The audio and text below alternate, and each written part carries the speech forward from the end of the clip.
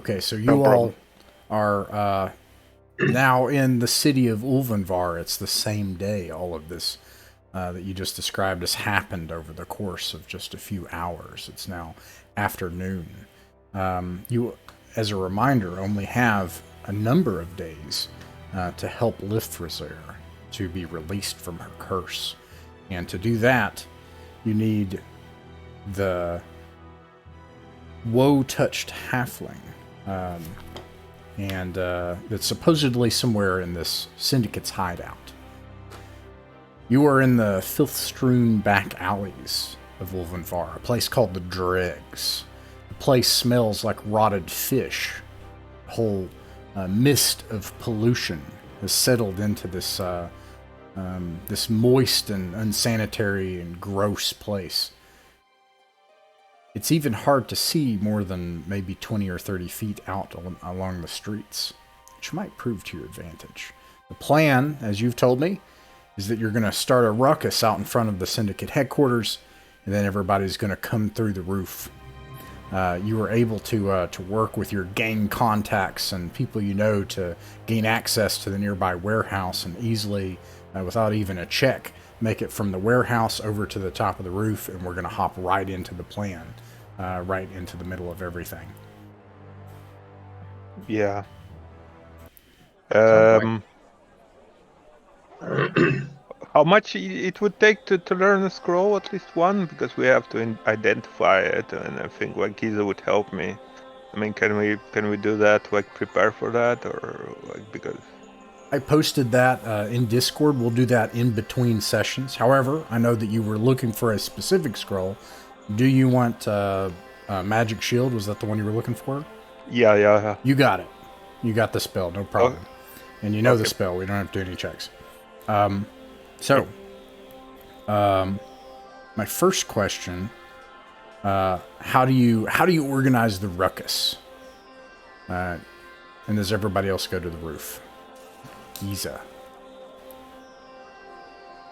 So I believe the way that it was discussed last time that we would organize the ruckus would be using all of our lowly gang members that the other half of the party accumulated last session, and I believe the idea was for them to be given gold, All right. and they would go out in front of the syndicate headquarters, and Sure. I think they were to be accusatory of the syndicate of some reason.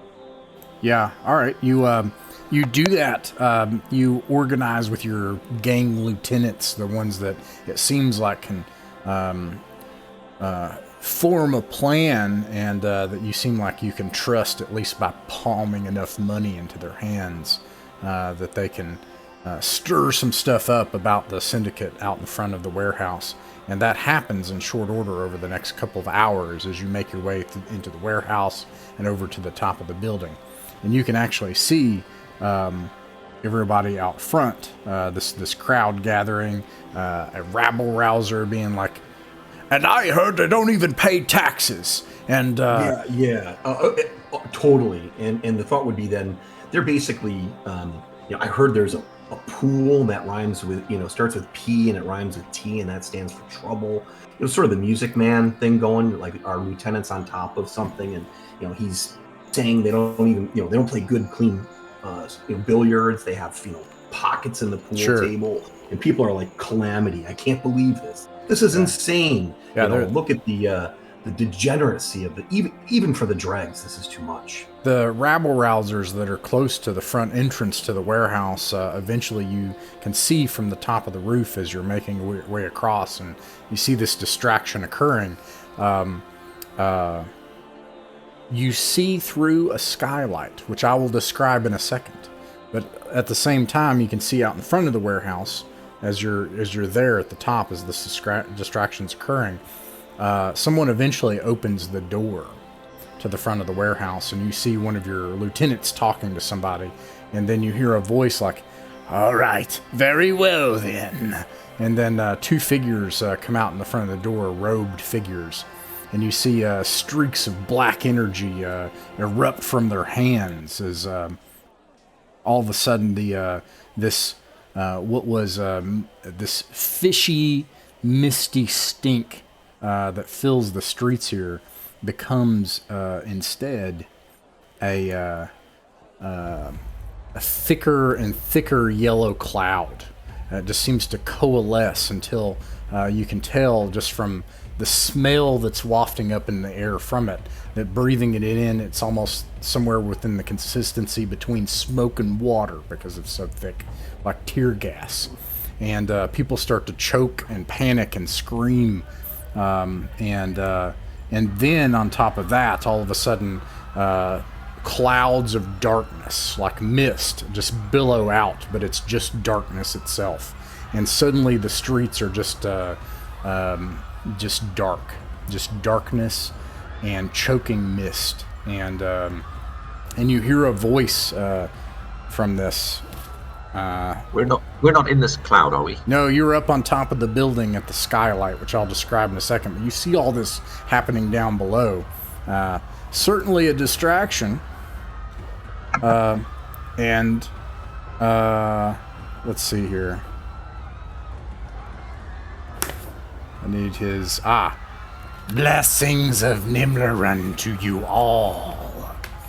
And you hear people gagging and choking and throwing up, and then writhing and panicking on the ground, and people crashing into each other, and you can only assume that people are beginning to die down there. Meanwhile, Whoops. on top of the building at the skylight, let's see.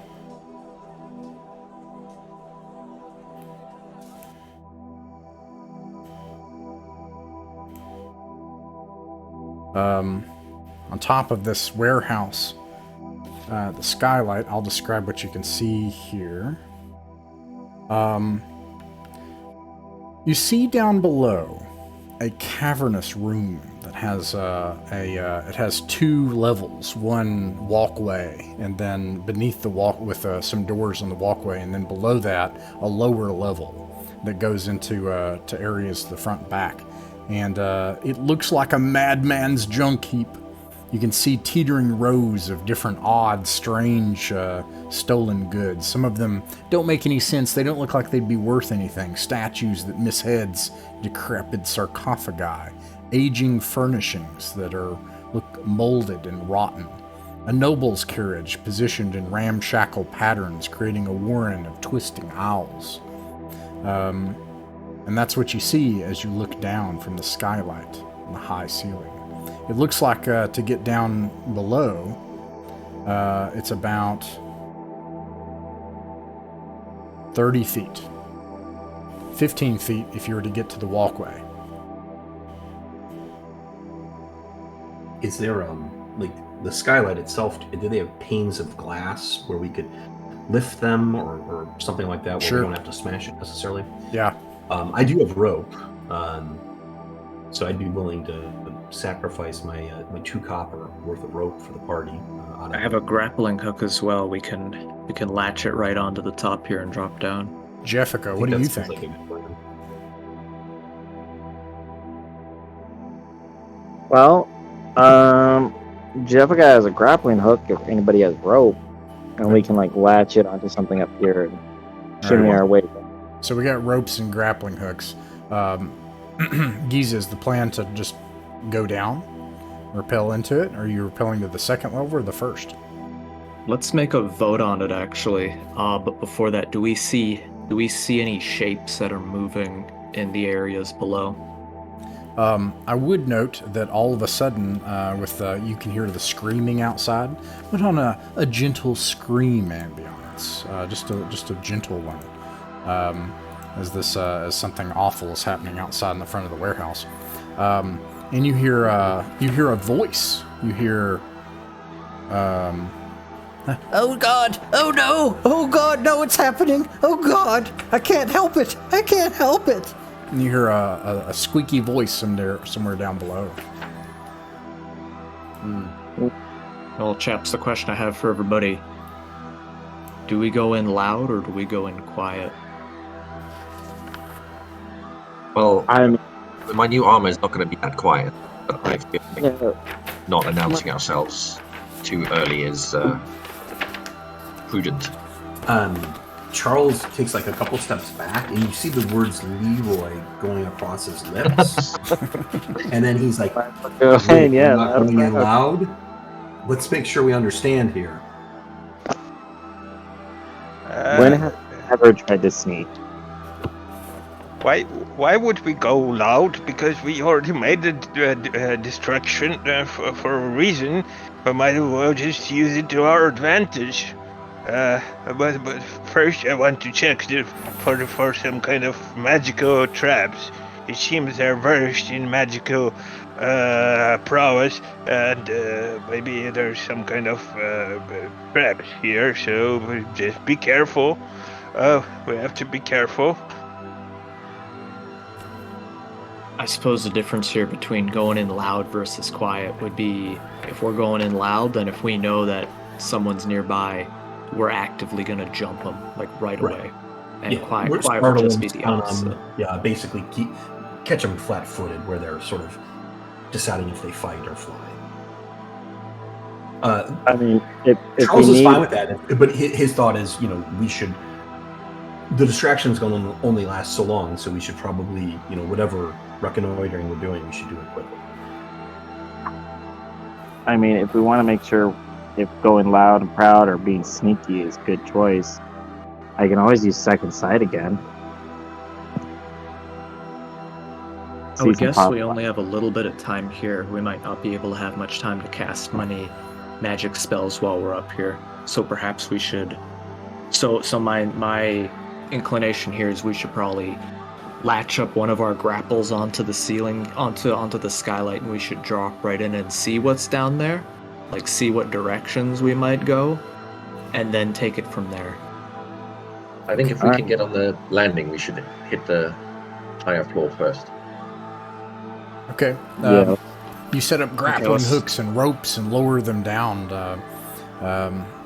Lower ropes down, and you start to descend down the ropes, 2 different ropes, 2 grappling hooks, and make it to the second floor. I'll try to describe.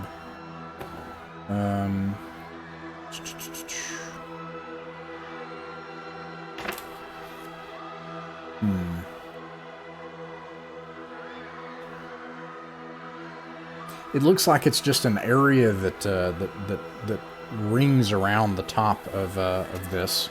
From where you were able to hook stuff to go down.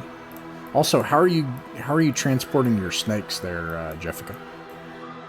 That's a good question. That's a tough one. I believe. Yeah, I think I'm just gonna have them like wrap around, like Jessica, and kind of a foil. Okay. That's the rope. Makes sense.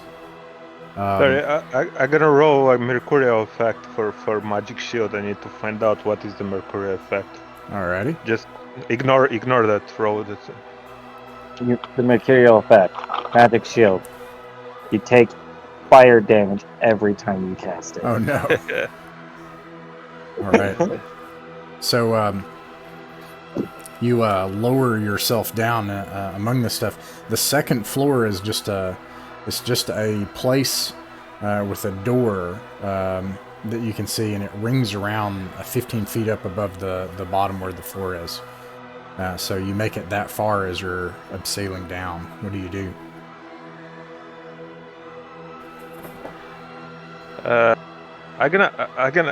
So Patrick is gonna cast detect magic if there's like any magical trap or something like that. I mean, surely they might as well just protect themselves with magic.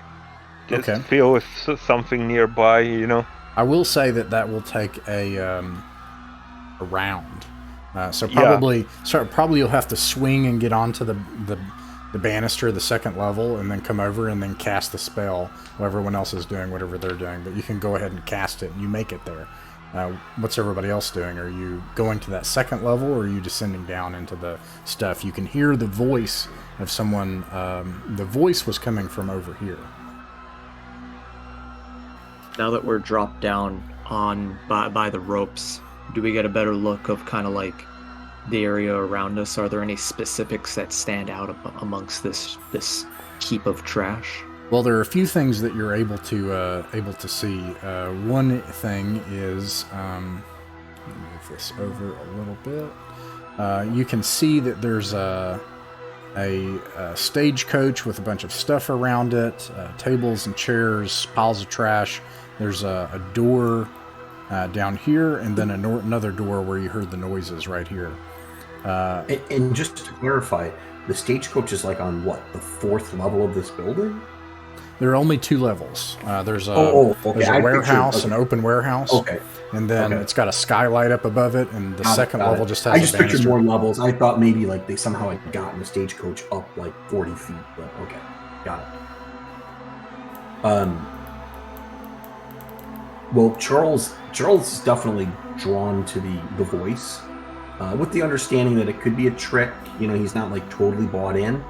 As I think you said there were the bric-a-brac or whatever are in various alcoves, essentially. They form, just like in this image, they form a snaking hallways that rise up 7 to 10 feet. He's gonna take, he's got a sack open, and as he's walking towards that door where the voice was heard, he's gonna take random things and put them in a bag. Okay. Not with no like mindset of discretion. He's basically just like whatever. Okay. He's not sure what it all is, but if he can frustrate these guys, that won't take a round, but it will make noise if you want to do that. And so far, you all have not made a lot of noise, at least in comparison to all the chaos outside. I think our goal here, guys, probably my gut reaction is we should be looking to get through the door that we didn't hear the voices behind, because if I'm understanding it, those voices are probably the Syndicate interacting with the crowd outside. Okay. Yeah, that makes sense. Then Ross, he's not going to make noise. He's going to stick with the party and not do that. Sure. Patrick, how'd the spell go? Yeah, I posted the fact. It was 16 in total. 16 in total. Yeah, you can read it in chat. No, go ahead. Just give me a 1-sentence version. Yeah, the wizard is aware of magic enchantment on any object or creature within the range. This includes weapons, armor, All right. Here is what you know. You sense magic behind this door. It seems to be some sort of magic that can negate things, some negative energy magic. You sense magic behind this door, one of which is some evil, unclean magic, and then and actually both things are like that. So here is like the one that can negate magic, right? Mm-hmm. Behind the door, not on the door. Behind the door, yeah. Yeah. And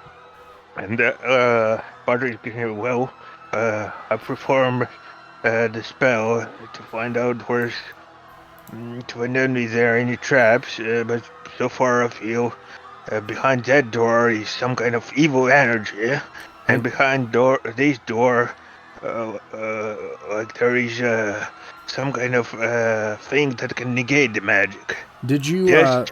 Did everybody rappel down to the bottom floor? No, I would have stayed at.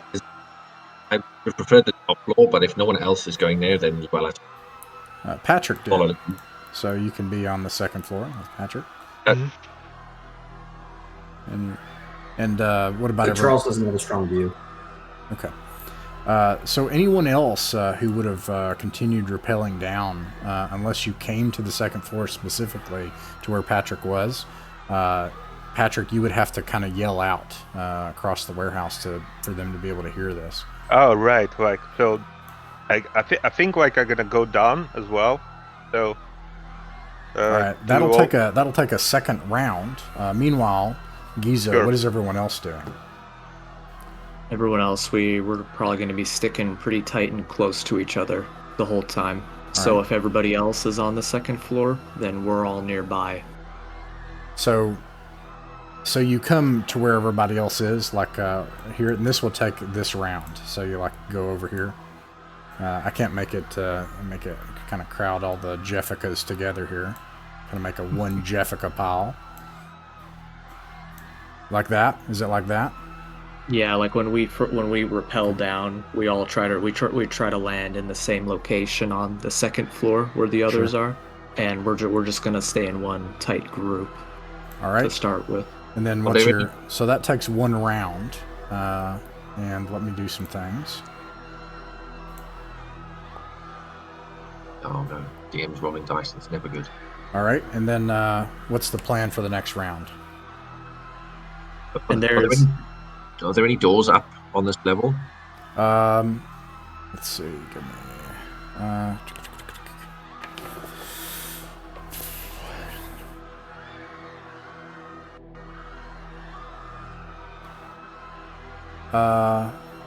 In my defense, it does not say. So I have some context clues. I think probably the way it works is it actually just uses a simple ladder. Okay. So essentially on the second floor here, there's no doors up here. Both those doors mentioned earlier on the first floor. Yeah, this would be like for working, scaffolding, observation. This is just a 2-story warehouse, and this catwalk around the top is more like a catwalk, actually. Okay. And I guess just one clarifying thing before we finalize where we go. Which direction do we hear when we rappel down? We'd be able to tell which direction on the building, like, the crowd is at, like the outside, the street? Yeah, to the south. And you would know that direction is towards the entrance to the building. Chaps, I think we should go through that door that has the negation magic on the other side. Sounds like a good plan. Yeah, and I'll say, Patrick, because you said that they got close, if you all rappel down, you're able to tell them everything that you said. Yeah. Okay. Let's see. So that is round 2. Actually, it'd be round 3. And then at that, when you get to this door, let me check something really quick.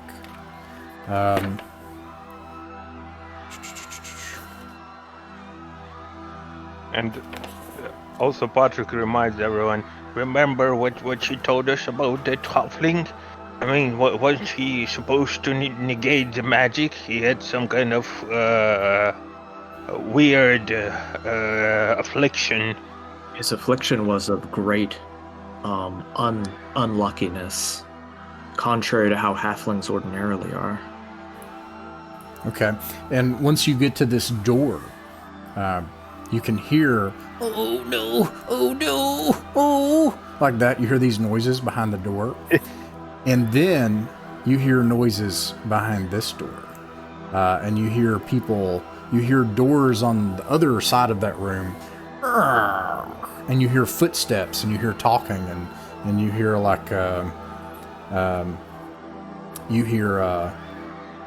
Miklos, it seems that the dregs may not be a place where we can operate reliably much longer. It seems that we'll need to move our operations in the coming weeks. The rabble is more desperate than ever. And another voice is like, yes, well, I love working amongst them. Father, Plague loves them so much. Would love for them to join us all. The love that we have for them, they could join us in the Plague. And you hear them like talking, and you hear other voices as well.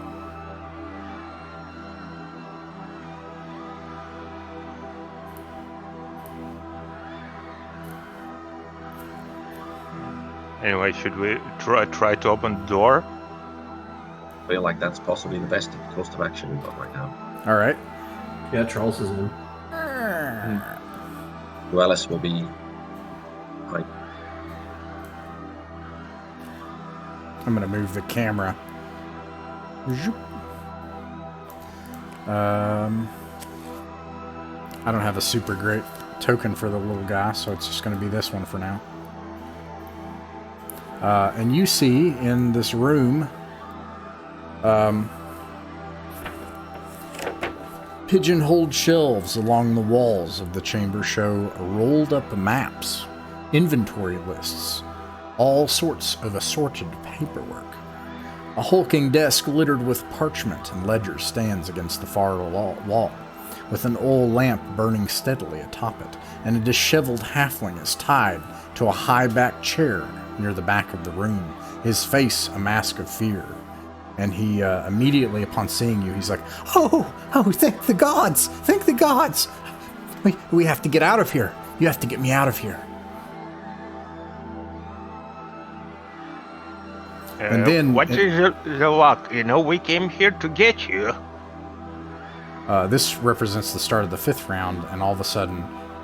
And you hear a door open and footsteps. Oh, we definitely closed the door behind us that we came in, Makes and sense. we'll confirm with this person in here what their name is. Are you Nicodemus? Well, sorry, go. What were you saying, Eugene? I said, what is the luck? We came to get you. That's about it. Oh, thank the gods, yes. Please untie me. We have to get out of here soon. They'll come back. This is always how they deal with the crowds. They'll teach them. And they'll teach us too if we don't make it out of here.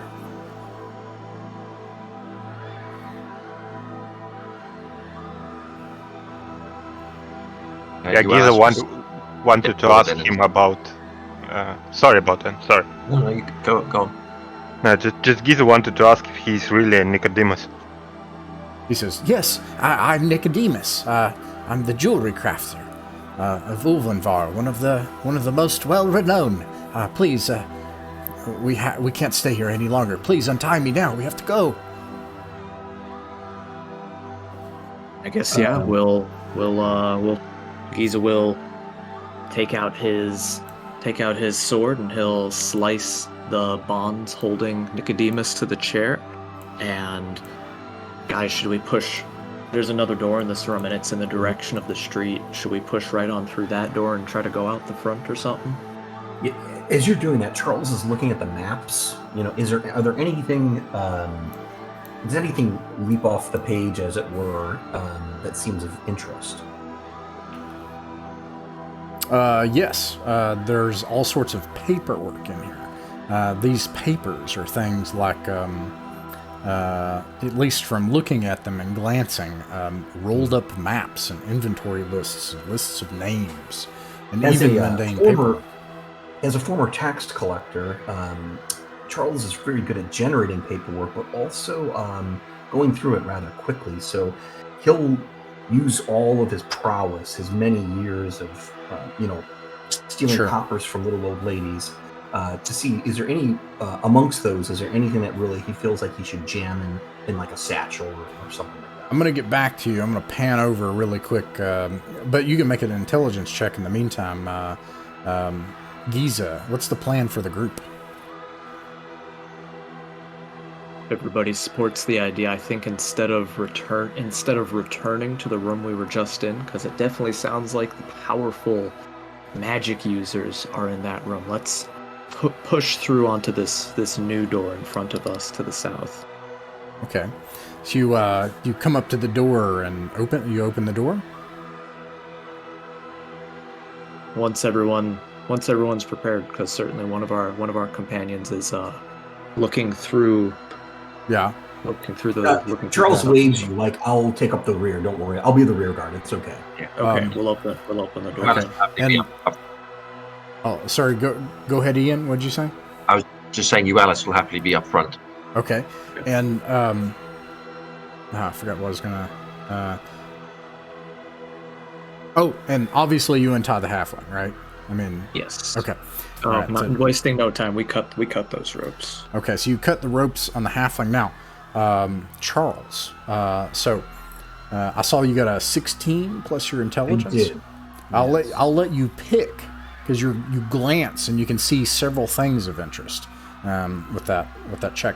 So you see floor plans to many public and private buildings within Ulvenvar, detailed ledgers of heists. Or strange collections of esoteric poetry.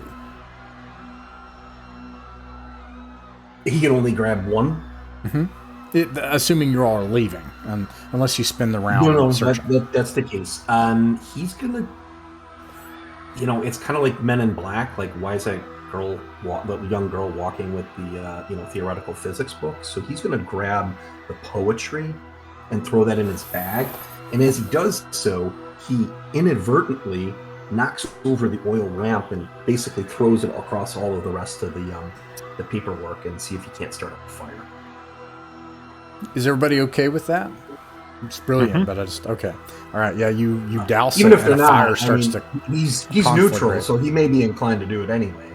Neutral, bordering on crazy, chaotic. Poetry starts fire. Okay, so this all happens, and you open this door.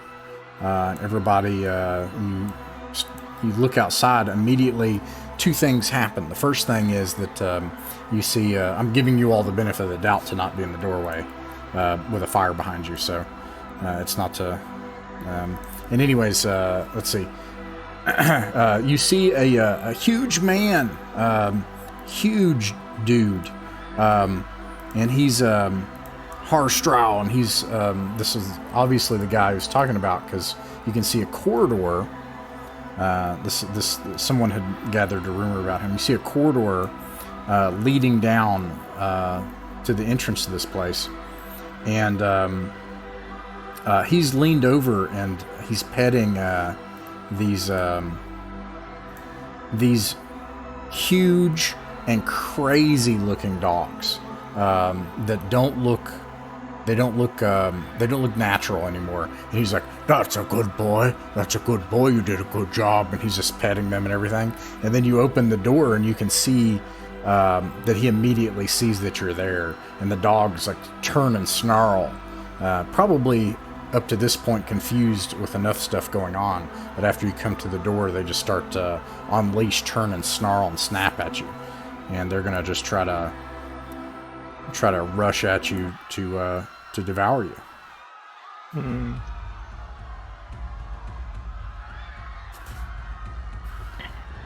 What do you do? I'm gonna go like a little bit into the back. Nobody mind. Yeah, Uellis is just going to step forward to kind of block their path onto the squishier members of the party. You can see, this is actually pretty good, you can see an entrance into an alleyway nearby, and then one over here, and then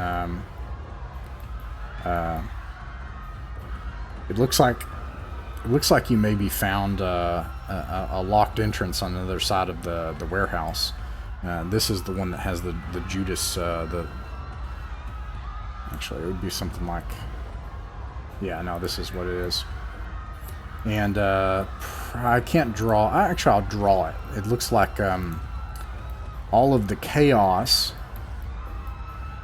is further down this corridor. It looks like, come on, be something like black 8, yeah, like that, down here. And you see a dark black cloud and people choking, and at this point you hear less screaming and more just gagging and burbling noises and weak pleas for help and stuff as you come out and he's petting the dog. All right, what's the plan, Giza? On my map, I didn't see where the cloud is that you described. If you drew one, does anybody else see it? It's down this way. Okay. Down that hallway. Ooh, and this looks like and to the northeast, that looks like another alleyway out of here. Yeah. Or at least an alleyway. Yeah. Okay. Well, chaps, I think we should back up as quick as we can, defend ourselves from these dogs, and get the hell out of here. Yeah. I mean, we also have that item that lets everybody go back to the swamp. We have the halfling. If you left now, you would leave your gang in shambles. So that's the downside. So it's a little risk-reward greed thing of how much you want the gang. But if you use the chime, you're back, and it's over, and you got it. Charles puts a hand on Giza's shoulder and he says, "Wait, This must be Halstrau, the master of the beasts. He's an ally, not an enemy. He's an ally of ours? Indeed. He's the master of the beasts, and he's a member of the Syndicate, just like us. Yeah. Is Halstrau following any of this, kind of like, I'm pretending to like whisper it, but I'm saying it way too loudly. Stage whisper, if you will. He, for reasons I'll tell later, he's not fooled by this at all. And he's like, "Get him, boys," and they just unleashes the hounds on you. There we go. They probably have some special tattoos. All right, I guess it sounds like we're going to combat here. I think, guys, our plan should be slaying these drugged up hounds, and then if Harstrom doesn't stop us, we get the heck out of here. So let me make sure I understand your intention. Are you hanging around Ulvenvar long enough to try to reorganize your gang and give them instructions and stuff? To do that, you'll need to try to evade these things. If you use the chime, you're out, and you're gone, and you don't have to worry about combat. Okay. So are there only these two dogs in front of us that we see? Harstrau and two dogs, yeah. Yeah, I'm guessing. Charles is inclined to like not dither in town, but nonetheless leaving it in a chaotic state doesn't sound like the best idea either. So you are going to fight the dogs? I think we have to. All right. Well, you can dogs flee faster than us and climb and such. And Charles will step up shoulder to shoulder with Uellis and in his plate armor and shield and try to shield some of the as he said, the squishier members of our company. Okay. You can rearrange. Well, actually, we're going to roll for initiative. And let's see. The monsters get 13. What about Giza? Oh, token selected. Okay, 1 sec. Patrick? I have 10. Patrick's got a 10. Uellis? 11. Uellis has an 11. Jeffica? Nat 20. Jeffica's got a nat 20. Jeffica, Patrick, Giza. There we go. 6. Giza's got a 6, and then Charles. 17. Charles got a 17. All right, Jeffica, you're able to act first. All right. Well, Jeffica herself is gonna invoke Patron and contact Ozzy Dahaka for aid against these cocaine dogs and their wizard allies. Nice. All right. You go ahead and roll for that. Meanwhile, Charles, what are you doing? He's going to run up and attempt to skewer the Beastmaster with his Spear of Law. All right. Wow. Oh, yeah. Oh, wow. So that's 22 and a 3, so that's going to be a Mighty Deed. I think the Mighty Deed is, he wants to skewer his leg, like to, basically stick him to the spot, if you will. So that's 9 points of damage, and then he succeeds on his Mighty Deed. Okay, 9 total points of damage, and you pin him to the spot in the leg. You come up, pin him in the spot with your Spear of Law in the leg. He screams and howls at you. I give him a terrible case of plantar fasciitis, basically. He grabs hold of the bottom of the spear. You just see him start to lift it up out of his meat from the foot as he looks you in the eye. And all right, Jeffica, what'd you get on your invoke patron? I got a 15, so a cyclone erupts around Jeffica. It is in a 30-foot radius. Okay. No allies are affected, but all enemies are, and they take 1d8 points of abrasion damage per round. And I rolled for it already. It lasts for 8 rounds. Nice. All right, go ahead and roll your damage for this round. All right. And they also must make a reflex save each round or be knocked prone. Wow. Yeah. They take 6 points of damage. Okay. 15. It looks like they are going to pass their reflex save. Yes. What's the challenge for the reflex? It's just 15. 15. Okay, well, actually, Harsh Drow fails the reflex save and is both knocked down and pinned in the spot as well, which gives you all +2 to attack while he's prone, by the way. And you said everybody takes how much damage? All enemies just take 4 points of damage. 4 points. Okay. The hounds are knocked back, but they're not knocked prone by the cyclone. And let's see, it makes it their turn. And the hounds, seeing that their master is in peril, let's see, Harstro is going to take his turn to get up, and then the hounds are going to attack. One of them is going to attempt to knock you to the ground. Fortitude save to avoid being knocked prone. Charles, make a fortitude save.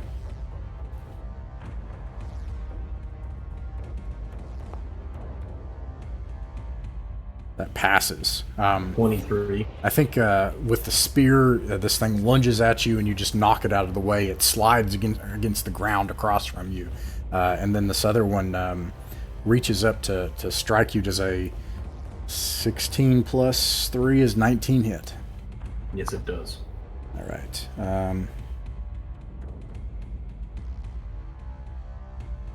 See, 14 plus 3. Okay. D6 plus 3. You take 6 points of damage. And that brings us back to you all, Uellis. Okay, Uellis is going to charge in at these dogs and take a swing. So he's going to try and sweep underneath their legs to trip them up, so that they fall specifically the front legs, they fall on their face. Okay.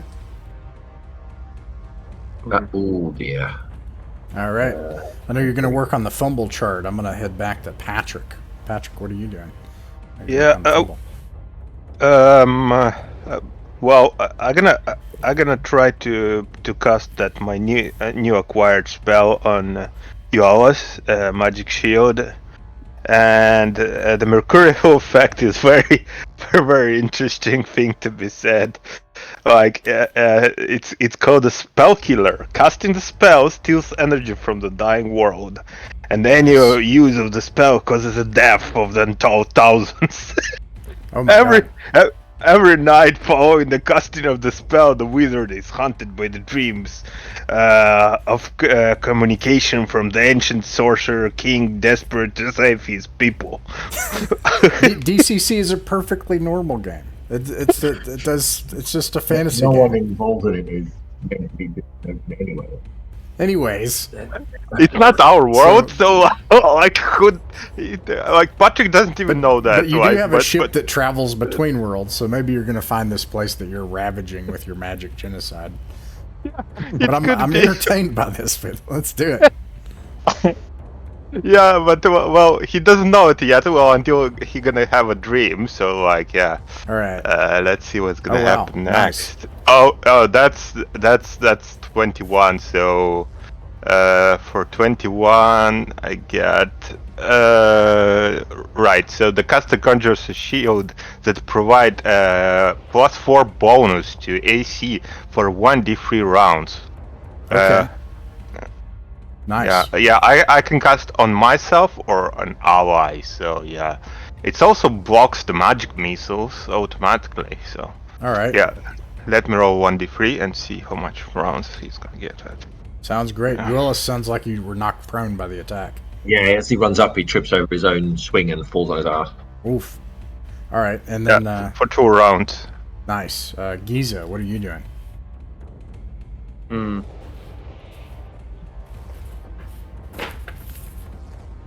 You don't know? Giza is not nearly as effective as the others. I think Giza's going to stay back here with Nicodemus and the other 2 spellcasters and try to guard them in case something of this situation changes. Okay. Jessica, what are your snakes doing? I have them hanging back and kind of watching behind us in case they have more people, come barging in. All right. They're watching and they hear footsteps coming towards the door. The door seems like it's about to open soon. Oh, great. Okay. I'm just going to have them lie in wait and ready to attack whoever comes in. All right. I'll put the Jessica snakes at the door and make a Jessica snake trap. Yeah. Okay. And then meanwhile, the halfling, he's like, oh no, I'm nervous. Oh no, this isn't good. And let's see, I got to roll a d6. He seems like he's having a panic attack. Yep, and it's then... like whole situation, when he gets nervous, his bad luck kicks in. Yep. Doesn't he get like a plus 200 from all of our various weapons on his morale checks? He just has to be nervous. It can even be good nervous. It doesn't matter as long as he's agitated, is what it says. And then all of a sudden you see, like, it seems like Harstro is suddenly just moving even a bit slower, even in the cyclone. Okay. All right, and that brings us the top of the round. There are some figures that exit this door. Don't pay any attention to what the tokens look like. They start coming straight out the door, and your Jessica snakes can attack if you wish. All right. Do some attack. See if anything. That's 15. That's another miss. And lastly, a 14. 15 and 14? Yes. Let's see here. 15 hits and 14 hits. Okay.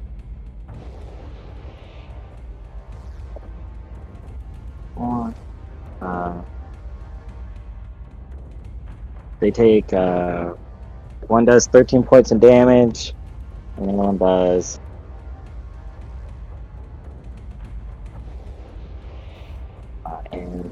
11 points of damage from the second snake. Okay. So you see these robed figures exit out the door into this maelstrom, cyclone, chaos, and then snakes just reach up. One of them flies against the wall, its fangs chipping into the blocks, and another Jessica faces just like gets this old robed figure, which I'm about to show. Looks like...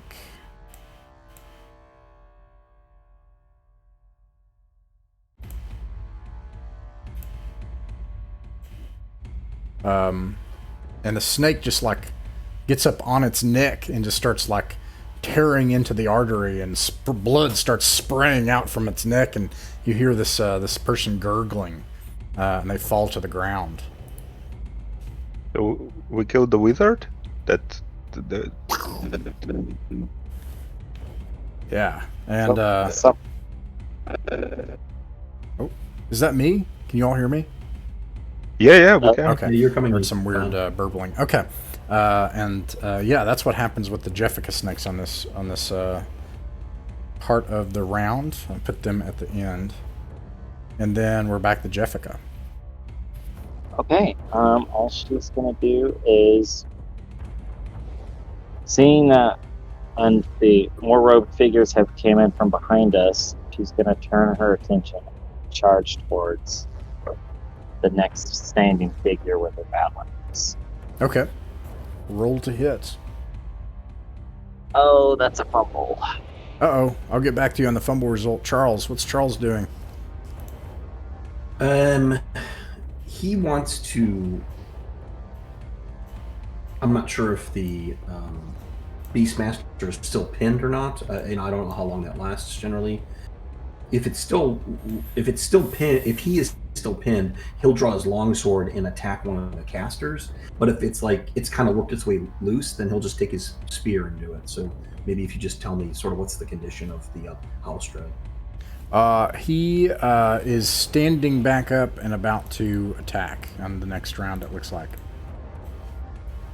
But has the spear worked its way out of his foot, basically, or is it if I leave, I'll abandon my spear of a wall. Okay, so he'll just kind of push the spear down a little bit more, draw his longsword, and step forward and hit one and try to hit one of these rogue. Nice, that are go for it. Yeah. Thanks.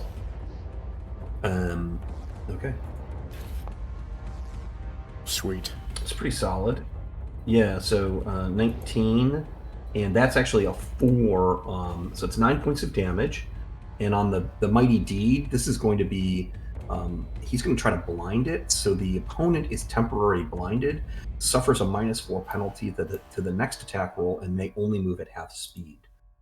So I guess maybe a slashing blow towards the face, and basically the glint of his sword is blinded this robed figure. Oh, the robed figure. Ah. Whichever one looked like a caster. His impetus is like the big guy's the big guy, and if I can pin him for like another round, I'd rather throw myself at these more dangerous looking. Yeah, absolutely. Casters. Gotcha. You do that. You hear him cry out. He, by the way, smells awful, and he's dressed in crimson vestments with a dirty hand with spots missing out of it in places and fingers missing. His face is smeared with grease, and he's got this like walrus-like appearance. Yeah, as he's mixing it up with him, he's like, "Oh, God, I thought it was only Patrick that smelled this bad." As he's meleeing and tussling with them. This makes it their turn. These are gonna open the door and come outside to help. Now they see that their leader's on the ground dead. I'm gonna do an old school morale check for the team here, but they pass. Let's see. They come outside and they're going to attack the back ranks with arrow fire. In particular, they're going to actually.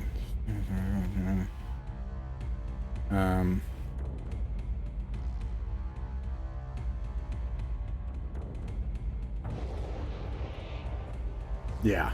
All right. They're going to attack the back rank. It's going to be Jeffica and Patrick. Let's see. Jeffica misses. Patrick does an 18 plus. Juggle 18 plus is a 22 hit. Yes, that's a hit. Okay. I have armor which gives me like 2 AC, but that's just 18, so. You take 4 points of damage as a crossbow bolt flies through the air and hits you. Unless, is there something about the cyclone I'm missing as far as a status effect and being able to attack? Okay. No, I don't think so. Double check real quick. Get back. All right. So it has a fire property. Do I get like, or not? The crossbow, no, it's just a regular crossbow. It's just 4 points of damage. Right. Okay. All right, and then let's see here. They're actually at the end of the round, and besides that, you see him start to whisper unclean words as he starts to try to say something. You're not sure, Charles, what he's about to try to do. This person in robes. Meanwhile, Harstro. I whisper my name is Patrick if you're gonna curse. Harstro tries to attack you, and other than him being pinned, I don't think he has any kind of status effect, right? So. Harstro, 18 plus. Yeah, no, it's he's got a deed die that he's going to do. Yeah, no, he's a big guy. I get it. 18 plus 2 is 19, plus another 2 is 21. 20, and that all hits? Oh, yeah. Okay, so his mace does. Let's see. No, that's the wrong one. Well, I'll take it because it's crap. I'm not going to re-roll that. That would suck. So I got 2 plus 2 is 4 plus the D die of 2 is 6. And cracks you sideways with the mace, and your head rings from the pain. And let me see if he's got another die. He does. He's going to use a D14 to try to get out of your your thingamajig here. Gosh darn it. Charles whispers to himself, he's at least level 5. 14. Okay. 2 fails. He does not get out of... he doesn't pull the spear out. And that brings us to the dogs. Let's see. Who are going to attack Uellis, who I believe is prone. Am I right? Yep. Right. All right. They're both going to attack with a +2. One of them fumbles.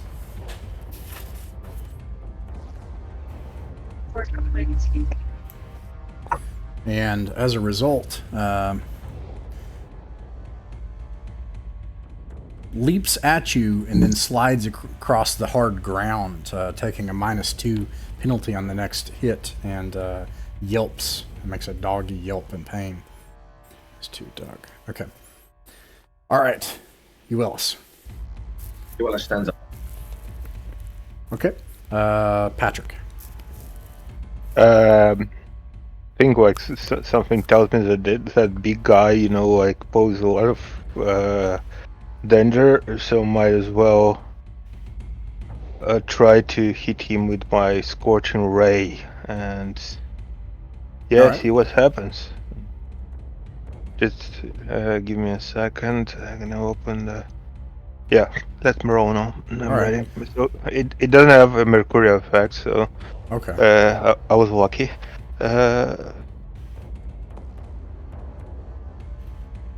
Nice. Yeah, that's an 18 in total.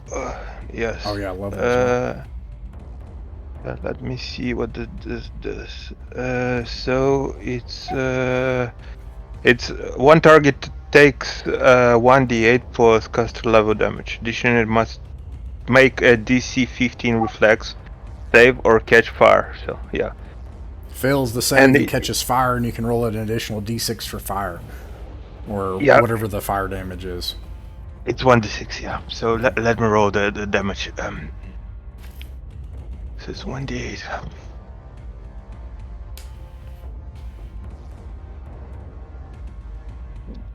Not that it's terrible, but Charles is at 9 over 24 on each. Yeah, it's a 5, and for fire it's also.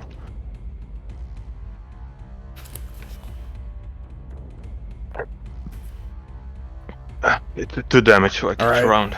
Charles, you've got this spear stuck in this thing's foot, and then you're using a sword and trying to fight off these spellcasters, and snakes are around you, and Uellis is fighting next by your side against these hounds and this howling cyclone.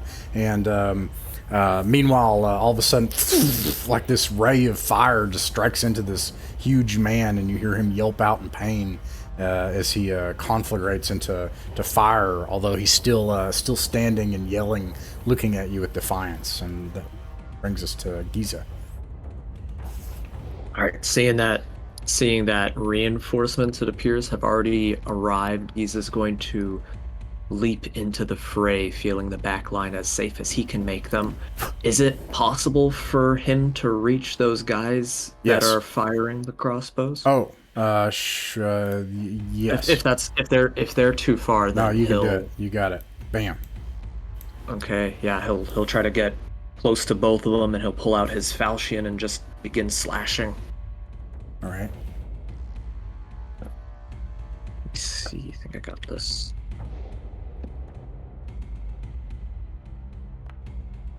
So not much success. Dang. Okay. Meanwhile, the halfling's like, and he takes out a little bag and he starts breathing into the bag to try to calm himself down, but it's not working. He's really upset. Oh my!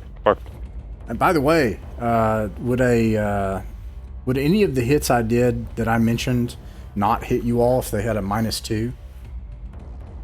No. Okay, that's what I thought. They were all pretty. They were all pretty solid. Astra put a dent on me with his mace. No. All right, so 6. Let's see. So that actually, he's able to kind of calm himself down a little bit, and that brings us back to the cleric, who is going to attempt to cast a spell at Patrick. 12 plus 4 is 16. 16.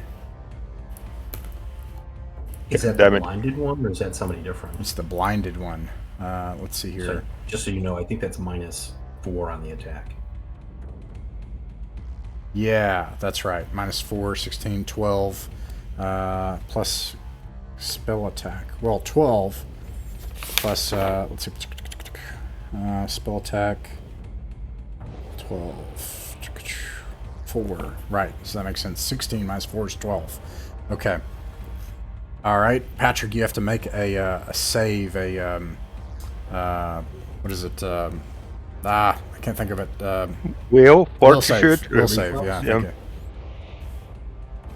Will save. It says it up there. In fact, and you pass. You hear a voice in your mind that's like, "Oh, vomit, plague, disease, vomit," and you almost start to feel sick, and you just steel yourself against it. And the years you spent in the plane of law, like the discipline and stillness that you had earned there, comes And comes to bear now. Patrick gonna no way you're gonna get into my head, no way, no way. Hegel and Jeggle now have a combatant in front of them. They're gonna attack him. Does a let's see, Hegel does a plus melee 18 and 14. Do an 18 or 14 hit?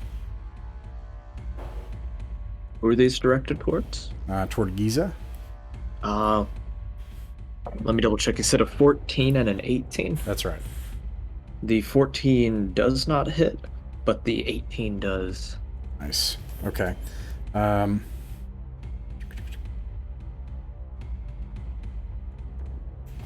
Okay, you take 2 points of damage as all of a sudden you find yourself in a street blade fight among 2 other thieves. Your blades clashing and swirling through the air, some of them just barely missing your throat, one of them nicking your shoulder as they dance around you trying to slice you with daggers. And that... Let's see. Wait, they already acted last round, right? Yes. Last round they fired their crossbows. I'm gonna steal their round. Don't let me forget that. Let's go back to Jeffica. I had them in. Let me move my arrow here, and I'll just have them act at the end of the round. So then they'll lose 2 that way. 2 rounds. So to get back onto you with information, my fumble was a -4 attack penalty, and the cyclone only does 1d8 points of damage, and they constantly, each round they have to make a reflex save. Okay.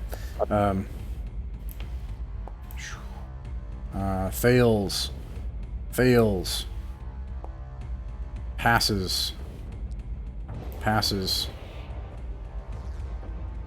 Very much passes. Okay. So we got some people that are knocked prone here. Boom. The thieves. And actually, since that happened, let's see, wait. That happened in the wrong place of the order. Giza, take your hit points back. Awesome. And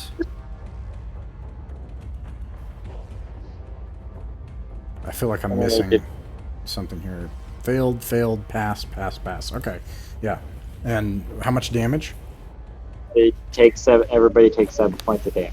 Everybody takes 7 points of damage. These, you see actually this stuff swirling around. The terrible magic of this serpent, or this god of wastes and deserts and things, is like a tornado with objects, rocks, and sharp things piercing into Harstro. He's on fire, and things are slamming into him like pieces of board and wood, stabbing him, and he just roars in defiance. It seems to hardly even bother him. And let's see. I'm sorry, how much damage again? Just 7. 7. Just 7. Just 7, you know. The 2 dogs, meanwhile, are hit by stones and fly against the wall, cracking and killing them. And 7. And then lastly, a stone cracks into the blind face of Miklos, the servant of Nimlarin the Unclean. And you can see it, you can hear it, Charles, his skull crunch in and brain matter fall out as he falls back onto a corpulent fat body that rolls over underneath his hoods, or his robes, as he falls down to the ground. Stro, on the other hand, is not interested in retreat. Now these two, I'm going to go ahead and roll their morale check at a -6. They fail, and they, on their next round, if you allow them, are going to flee. And if you don't, you can try to take an action against them if you're not going to try to deal with Stro. Okay, did I miss anything else for Jeffica for the last... This is the beginning of the next round. And is there anything else Jeffica wants to do on this round? You can also use your snakes. This round, I'm just going to attack the... Wait, are the ones that are going to try and flee the ones with the crossbows? Yep. The thieves or whatever? Yeah. Alright. I was closest to the rope figures at the door, was that right? What? Say that again? I was closer to the robed figures at the door. Yeah, and they're dead. Okay. I think I'm just going to go join the fray against the thieves. Just try and take a swing. Okay. Oh, man. That is a 2, so that is definitely a man. Okay, Charles. Yeah, Charles will try to shank Halstrop with his long... actually, what he's going to do, he's going to grab... you said, I think, that the spear is still wedged into his foot. Yep. He's going to grab that and just really give it a... See if he can give it a good twist and see if he can't injure him. Make it an attack with your spear. Yes, that's what I'll do. Dang. 15? 15... does not hit, but I will say that you can burn a luck point if you want. You better believe it. I am going to burn said luck point. And actually, there's nothing that says I can't give you luck for my lucky halfling who's unlucky. He has luck, and so he's going to give you 2 luck points. I'll take said 2 luck points. Net 1 because I'm going to spend it. And like I said, he was doing like a trip or a throw, and so it states that a creature up to twice the size of the warrior can be thrown up to 10 feet away automatically.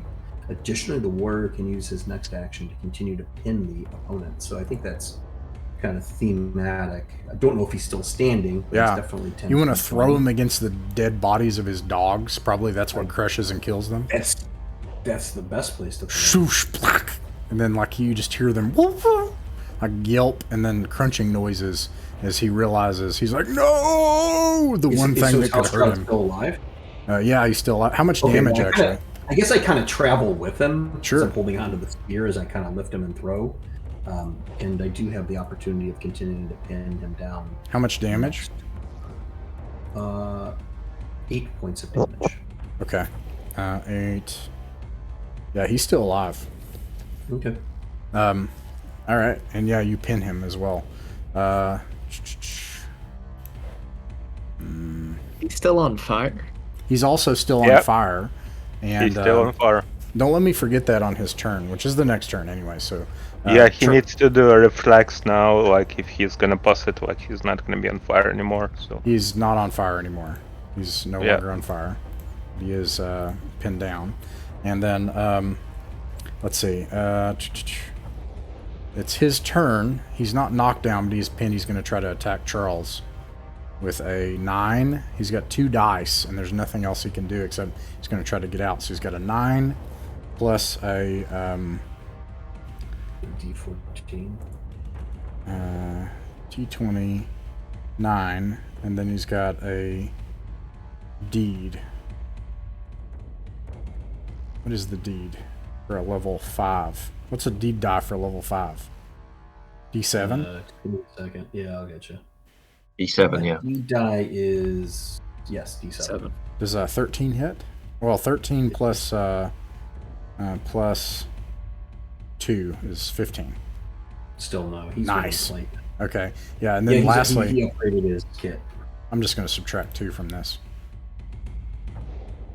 Does a to 13. Does a 13 escape your pinning him down?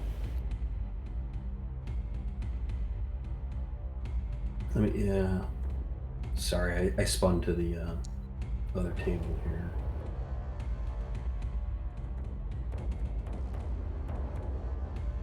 I'll get back to you on that. It's just going to decide if he gets pinned down next time. He can do it's. Would you consider him to be exceptionally strong? If so, then we would have an opposed strength. So I think we probably would be.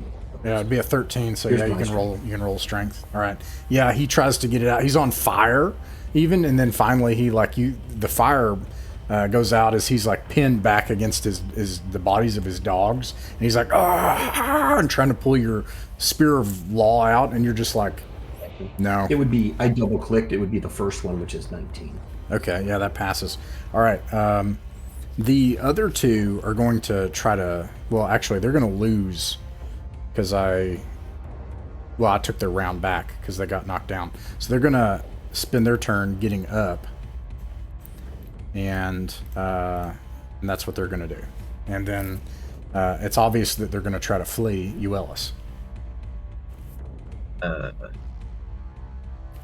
This guy's still alive and trying to kick, isn't he? Okay. So Uellis will come up in here and take a swing.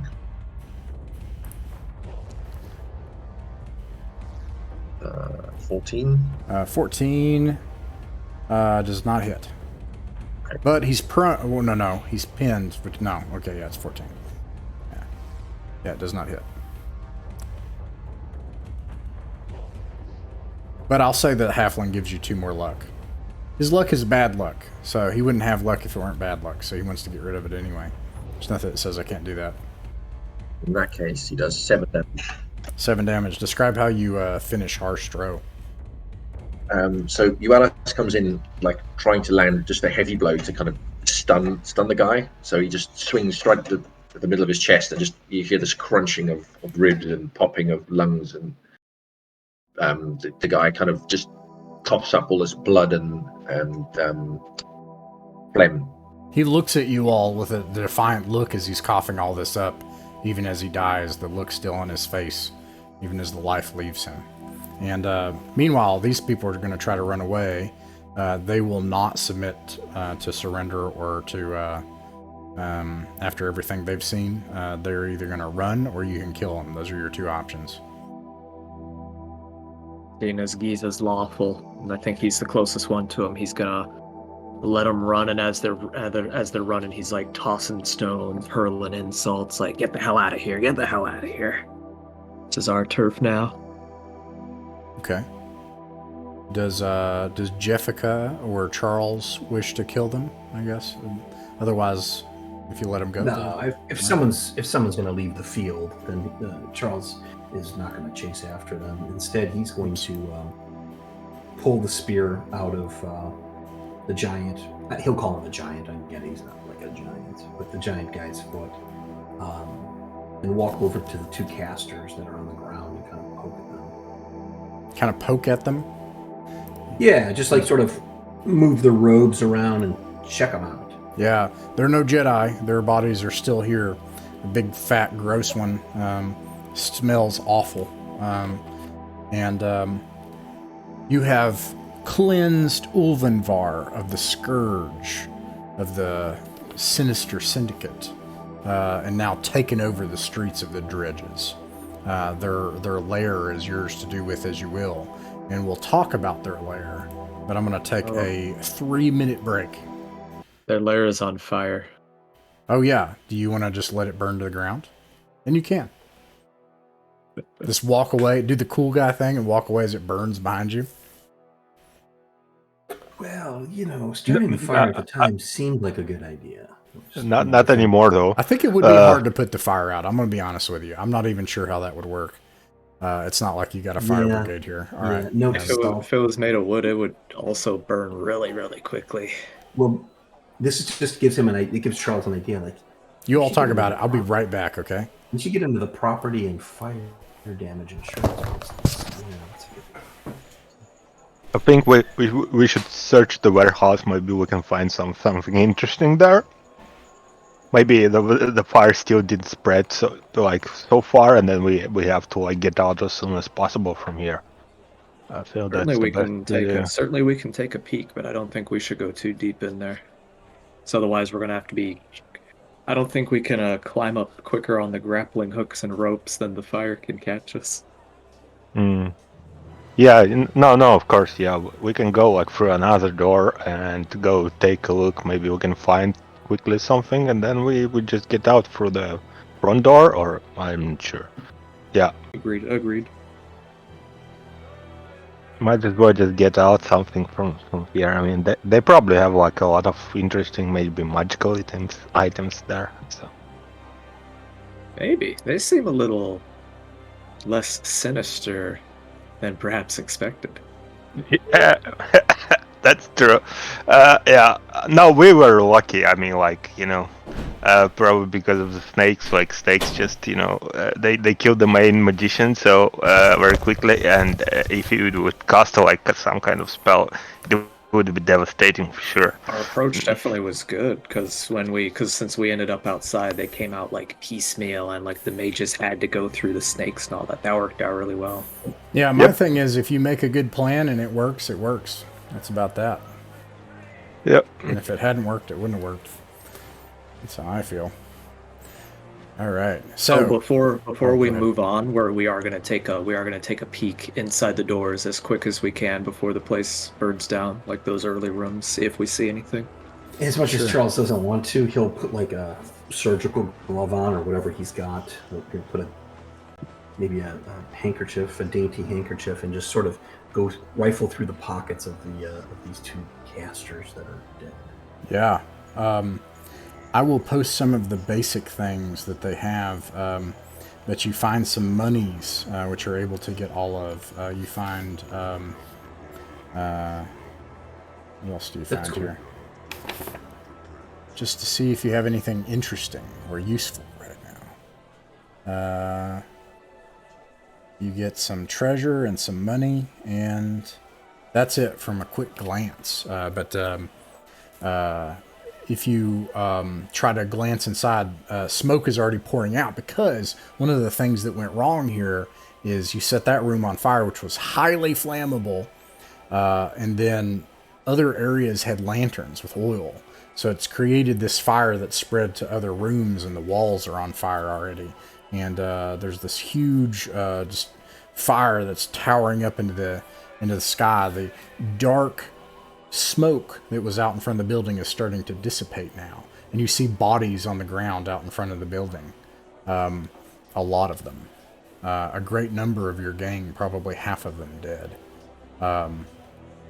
And you can see off in the distance that guards are coming, because this is enough for the mercenary companies that merchants hire to keep the law here in Ulvenvar to finally capture their attention. And yeah, I don't think I'll take a look in the foyer. You see nothing of use or importance. Any chance we have still like time to look into the warehouse to check if we can find something interesting there, or that's it? Like the fire is already engulfed to the warehouse, and I'll say that each time you attempt it, you make a reflex save or take d6 fire damage. ooh. Charles is a hard no on that. He's like, Yeah, maybe it's enough. Don't be greedy. We have a lot of money and a lot of stuff already, so might as well just. And I gotta, if I hear the alarm, you know what, we might as well just get out. I don't want to go outside. There are guards there, and kinda, we just, made like a heist, library. So I just don't want to, not particularly want to meet those guards. You know what? Geese actually will. Thieves are kind of lucky. They can. I feel like a thief can take a risk. I'll take that reflex save to try to take a. All right, go for it. Okay. And if this roll's kind of low, I'm probably gonna probably gonna throw in some luck on this. Yeah, you know what? I'm gonna burn a point of luck and roll my luck die. 16. Okay, so that passes. Unfortunately, so you do make it in there, and you see. Roll a. Well, I won't. You don't have to roll this. You see some things that would be of value. Most of the things here are weirdly useless, but they seem to be of the most importance when they were kept here.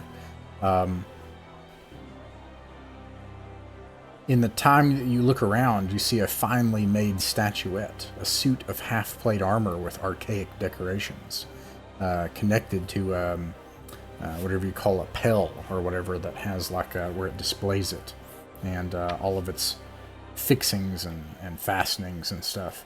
And also you see a sealed container with a label painted on it indicating that they're all sorts of rare spices. These things would be worth a lot of money, but they weigh, just as an average here,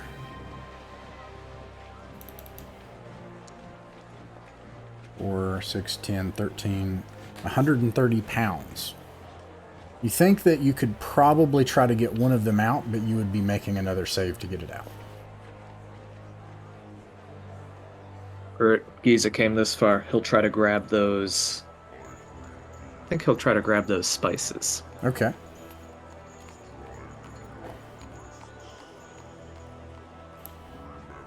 $18. 18 passes. You're able to grab the spices and drag them out as smoke is pouring out of the building now, as the entire building is entirely feeding this giant conflagration, and you're choking and everything. You think that this thing of rare spices would be worth at least 200 gold pieces. It's like we don't have money. All right. So before we run out of time today, what's the general plan for how the instructions you give your gang? What are you going to try to do before you use the chime? I'm assuming you leave the area so that you don't get implicated when the guards arrive, but you can make it back to your gang's headquarters. You find that your lieutenants are actually loyal to you, seeing the strength that you showed bringing down one of the most powerful gangs in the city. What's the political organization here? I'm not asking for like a... I would say like a merchant republic. That is to say, whoever has the money and the power makes the rules. Huh? Yeah, are there no elections then? There's no kind of ward bosses or anything like that? Well, what's your goal? The goal would be, I'd want them to kind of start to gather political power. Maybe Sure. If they had aldermen, like they could put up one of their guys and start taking over the dregs, like both on the top, like in a good way, like an open way, and also underneath, like running protection rackets and stuff like that. One word: money. Okay. How much? How much money do you want to give to this endeavor? Forget how much I have. We can do it through chat, but I'd be willing to give 50% of what he's got. And I can't remember, what did we do to liquidate the money to be able to transport it? And did you want to transport it? Platinum plates, if I recall correctly. Yeah, I think it was sold. Those were sold effectively, and you have like half a Do million. we change them into gems or something? You know what? Let's not. To your point, Ross. So you leave all that because you got a ton of money back in the swamp anyway. So okay. Right. We'll assume that you have invested all of this well and prepared your gang, spending the rest of the day to give them instructions and using the money and resources you have to ensure that your most effective lieutenants are going to manage things as well as they can in your absence. As they slowly should use start the money to take to buy over legitimate businesses and stuff. So like we want to corner the market on every mattress store in town. Of course. And we're going to use that to launder all of our illegal gains. Mattresses? Oh, there's always money in there's money in the banana stand, but there's even more money in the mattresses. So let's do that. That's true.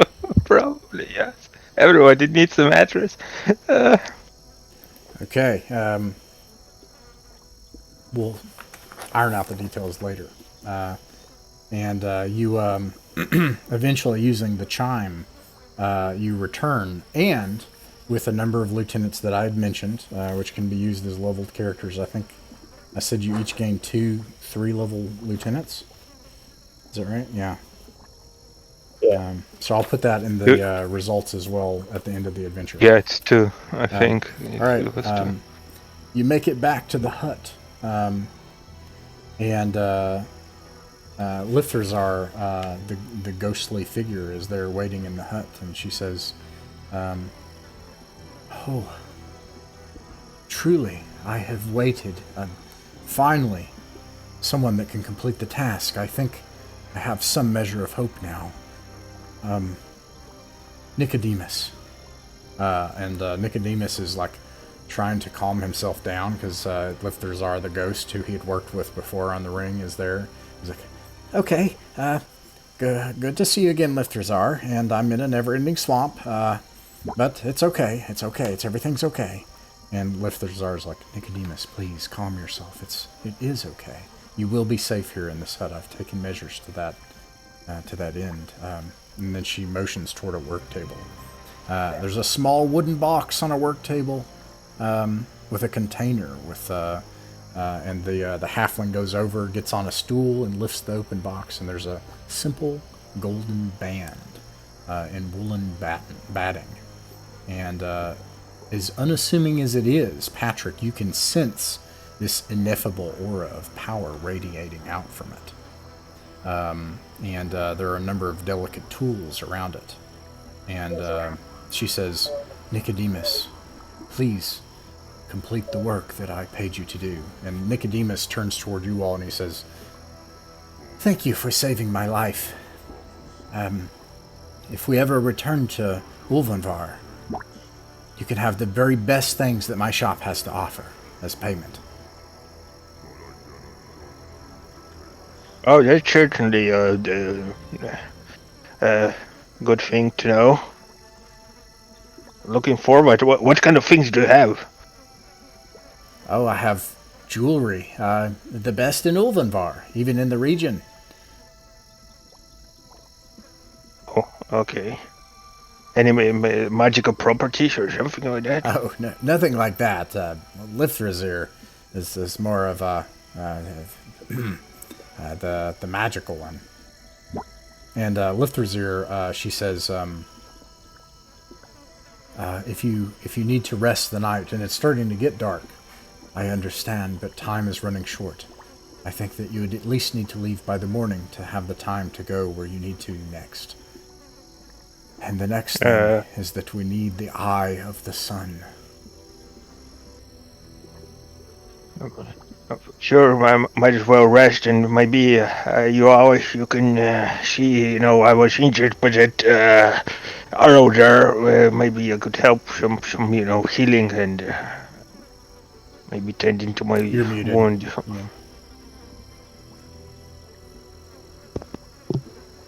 So there you go. He says, "Absolutely. My apologies for waiting so long." It is. I think Charles has it the worst, right? Oh no! What's happened? What do I have? Nothing. Wait. Shit. There it is. Oh. So some bad stuff happens to you, Alex. So it's 3-4. Wait. We can discuss what penance is needed. Probably. Oh no, my dad. I'll sort that out in a minute. But Alice will try again with. Oh, you can try again. Good. Yeah, I mean it just keeps going up, or adding to my disapproval. That's better. 20. So that gives you. What's your alignment? I'm lawful now. Yeah, I'm 4 hit dice worth of healing. So 1d4. Yeah. No, whatever your hit dice is for a wizard. I don't know what it is. Should it be Charles? I don't know. With the pool of hit points, I don't. It's up to you guys. But whatever you normally roll for a level up. Yeah, I'm 4. The D4. Okay. What? 1d4. Yeah. Okay. Cool. And who else needed some healing? I could use it. I'm 9 over 24. Oh yeah. That'll be. Are you also lawful? No, neutral. Oh, in that case, it's 3 hit dice again. 3? Yeah. I can do that. That enough, or do you need some more? Okay. Nope, I Oh, think nice. that's- Yeah, I think No, you it's all. whatever your your Warrior. You know what? We'll work it out. We'll work it out after the session. What was I going to say? exactly enough. Also, you all get back a hit point, I think, right? From resting for the night. Yeah, with 1d4 I already have like enough And health. so, the next session, you awaken the next morning, still in the swamp, and she is preparing for your journey to the tomb of the bronze-handed pharaoh. That'll end the session for today.